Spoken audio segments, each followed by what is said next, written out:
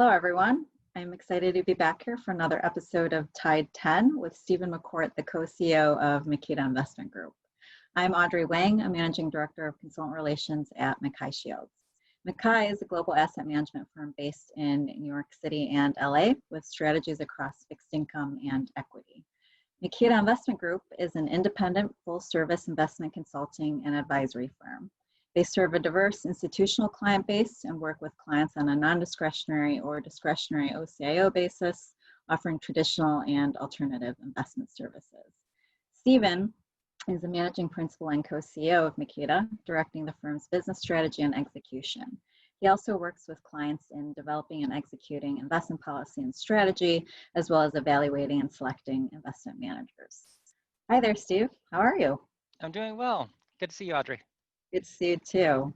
Well, hopefully you're staying cool during this heat wave that we've been having. I'm usually in SoCal, but in Chicago visiting family this week.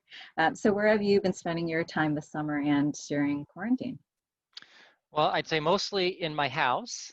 I haven't done any trips. It has by far been the longest amount of time I've been in 25 years without being on an airplane.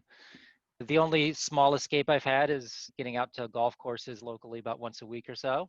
But other than that, just doing a lot of walking, running, hiking, biking in our neighborhood. You know, the world and markets have certainly evolved, for the lack of a better word, since the beginning of the year.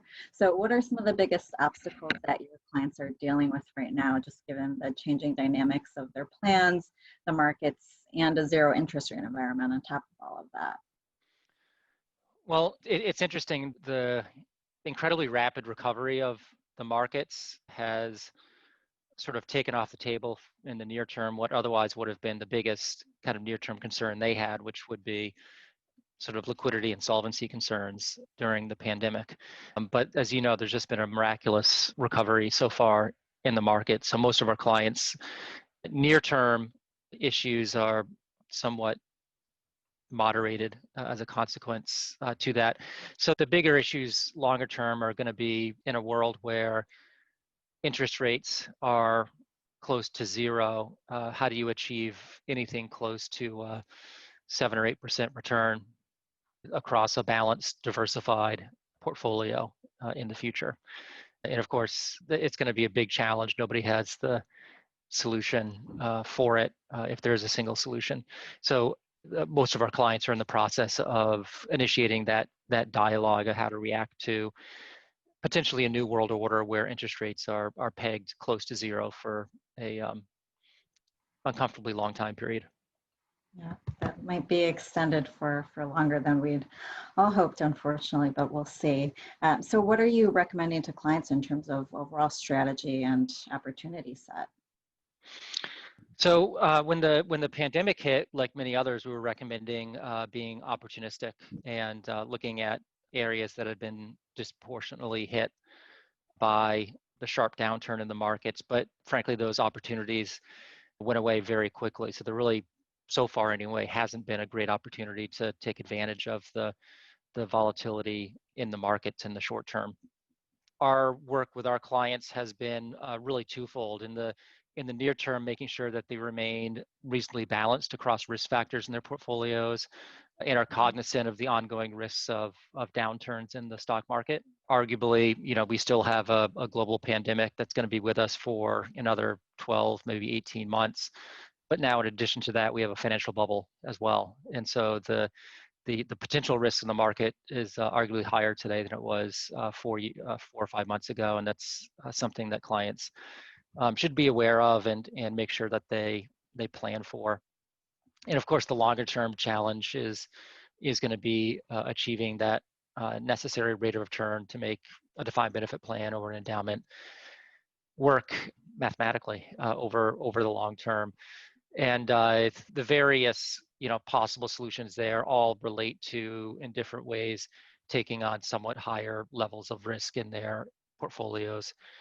Whether it's higher equity allocations, higher allocations to illiquid asset classes, some even looking at leverage at the total fund level, and trying to offset that increased risk with better tools for downside protection.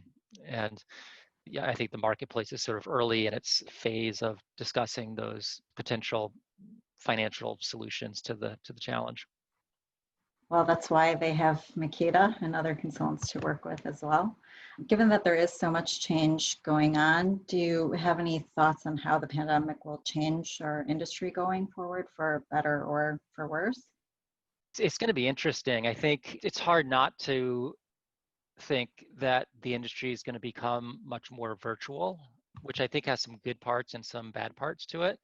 I think we all miss meeting people and person and being at meetings in person, but there's a number of institutions and pension plans that probably meet in person more often than they really need to. And I think the virtual world has sort of created the framework to allow these plans to meet virtually to get their work done, which is much more economic for everybody than in person. So I wouldn't be surprised if funds that meet monthly now maybe meet quarterly in person and monthly by video or something to reduce the travel that's endemic in our industry. And I think that also kind of relates to due diligence that managers do with consultants as well. I would have to imagine that most consultants will be doing more of their diligence remotely as opposed to on site going forward, because once you get used to doing it remotely, it just becomes an easier thing to envision doing on a more permanent basis. So I think the amount of travel in the industry is bound to go down somewhat. How much, it's really hard to say.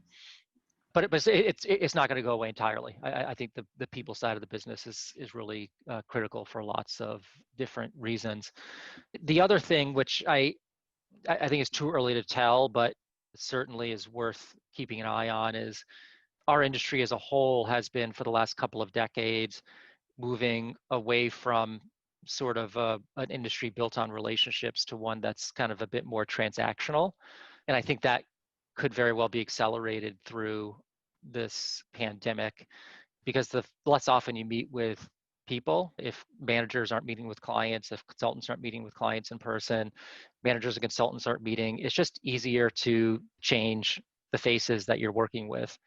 And so there's a potential that there's more of a desire on the part of clients to kind of change their managers and consultants more often if performance is going south or something, spurs a change, because the relationship that you otherwise would have built in person just isn't there to support whatever rocky road you're going through.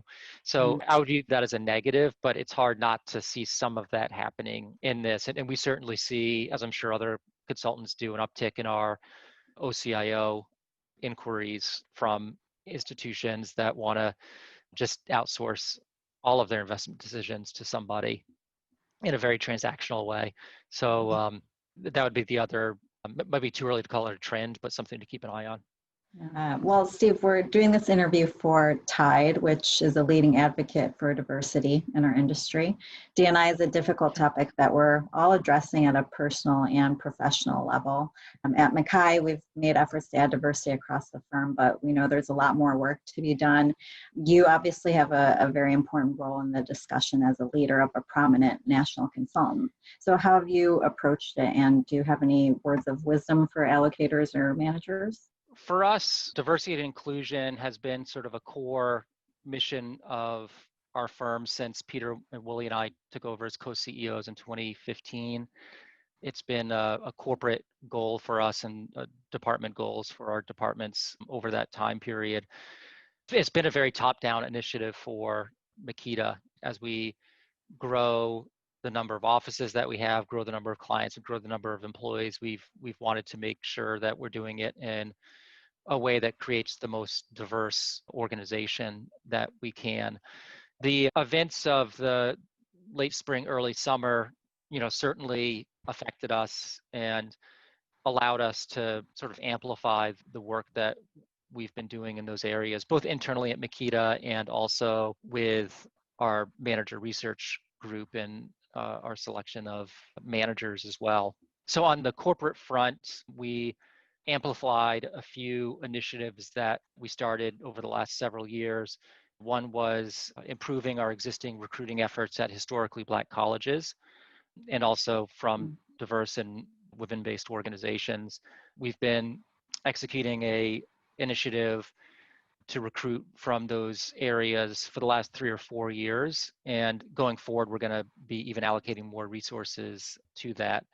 We're adding to an existing internship program that we've had for the last couple of years. We started an internship program last year, focused on bringing in female and diverse students into our business, not just for internships, but for an expectation that those internships would turn into full-time jobs at the end of the internships. And that's something that we've expanded for this year. And we also developed a formal mentorship program within the organization that emphasizes diversity and inclusion. And I should mention that all of this is being governed by a newly created diversity leadership committee at Meketa. We wanted to make sure that there was a entity at Meketa consisting of senior people that was, in a sense, a bit outside of the traditional kind of HR hierarchy that could advocate for a lot of these programs. So we've made a commitment to review and improve the diversity and inclusion of all of the corporate and investment committees at Meketa, which we're in the process of doing. We are providing unconscious bias training for all employees. That's being done this month. One interesting thing we did is through our diversity committee is put together a library of selected books and podcasts on the history of race relations in the US. And we are encouraging our employee base to become familiar with those.